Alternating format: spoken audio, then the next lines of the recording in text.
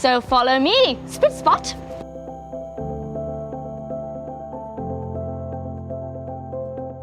So, who has seen Mary Poppins Returns? Raise your hands. Excellent, that is the majority of you here. That is perfect news. Wonderful.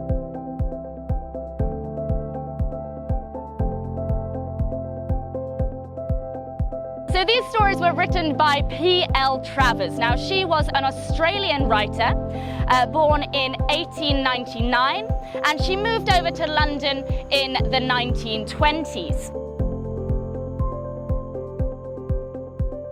So we're going to head through and I'll show you exactly where we had Mary Poppins Returns being filmed.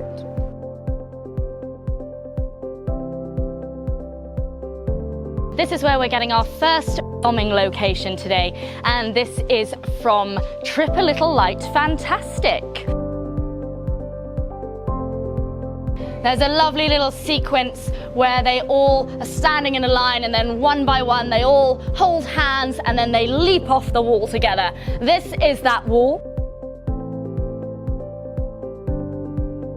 So this is our final location of the tour today, guys. It's been an absolute pleasure to be with you all today, and thank you very much. Thank you.